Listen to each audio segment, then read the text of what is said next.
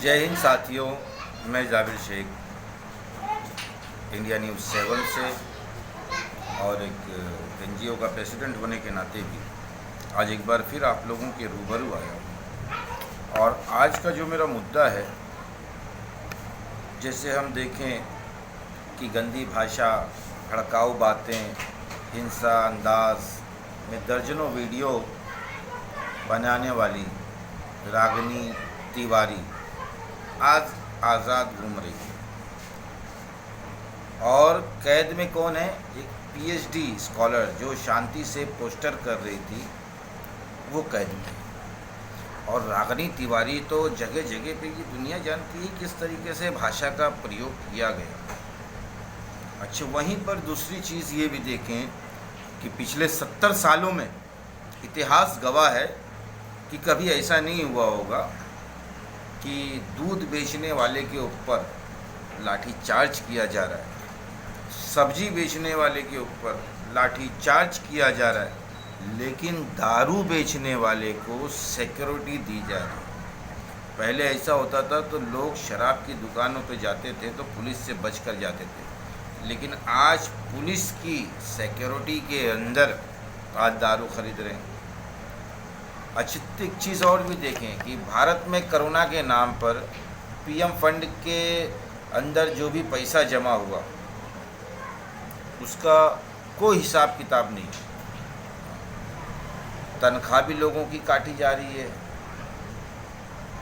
विदेशी संस्थाओं से कर्ज भी लिया जा रहा है, पेट्रोल डीजल पर टैक्स भी बढ़ाया जा रहा है, लेकिन जो सरकार के पीएम केयर के नाम पर पैसा मांगा जा रहा है, आखिर उस पैसे का कुछ हिसाब किताब है?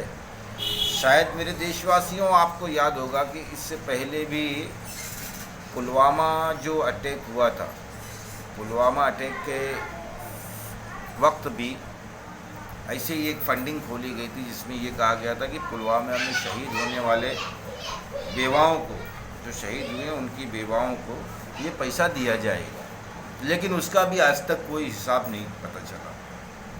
तो आखिर ऐसा क्यों? ये देश की जनता जानना चाहती है। उसके बाद एक वो आया था अमेरिका का राष्ट्रपति ट्रम्प, जिसके ऊपर फालतू में, फोकट में, कोई मतलब नहीं था, 120 करोड़ रुपया खर्च कर दिया गया। लेकिन आज जब देश की जनता दुखी हाल है, परेशान हाल है, तो उनके ऊपर खर्च करने के लिए सरकार के पास पैसे नहीं है। मेरा एक और मुद्दा है कि जैसे अभी 2 साधुओं की मौत पर बहुत सारे पोस्ट आ रहे थे फेसबुक पे और न्यूज़ पे, धड़ाधड़ खबरें चल रही थी कि ये लिंचिंग, वो लिंचिंग। हम खुद भी उसकी निंदा करते हैं, क्योंकि कहीं पर भी मरता है तो कोई धर्म नहीं मरता, जब भी मरता है तो इंसानियत मरती है, इंसान मरता है। लेकिन जो 17 मज़दूर गाड़ी के नीचे आकर जिनकी हत्या हो गई, जिनकी मौत हो गई, उसका ज़िम्मेदार कौन है? इसके ऊपर कोई पोस्ट क्यों नहीं करता? कोई भी मीडिया चैनल सरकार को इसका ज़िम्मेदार क्यों नहीं ठहराता? इसकी ज़िम्मेदार कौन है? सरकार है, जाहिर सी बात है। एक शायर मुझे याद आता है, किसी ने क्या खूब कहा है, हुई अज़ान मगरिब की आवाज़ें घरों में जाती थी, पंडितों के घर की भी औरतें तभी दिया जलाती थी। इन नेताओं के चक्कर में रिश्ता हमारा टूट गया, ईद, दिवाली और होली अब साथ मनाना छूट गया। मंदिर मस्जिद के नाम पर अपनों को ही काटा है, खून में कोई फ़र्क नहीं, सब राजनीतिक ने बांटा है। बस दोस्तों, अगली वीडियो में और आपके साथ में आऊँगा एक नए विषय के साथ में। तब तक के लिए जय हिंद। बस यही कहूँगा दोस्तों, आपस में मोहब्बत बनाए रखें, आपस में संयम बनाए रखें, भाईचारगी बनाए रखें। अगर आप चाहते हैं कि देश विकास करे, देश उन्नति की तरफ जाए, तो आपको जातिवाद छोड़कर एकजुट होना पड़ेगा।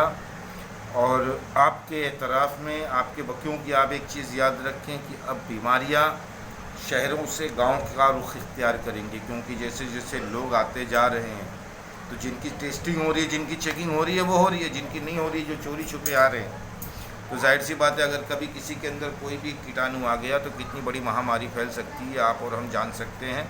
तो इसके लिए आपके एतराफ़ में, आपके गांव में, आपके घर के आजू बाजू में कोई भी आदमी अगर बाहर से आता है तो तुरंत नज़दीकी स्वास्थ्य केंद्र को उसकी जानकारी दें, गवर्नमेंट हॉस्पिटल में उसकी जानकारी दें ताकि वक्त रहते उसकी जांच हो सके। जय हिंद साथियों।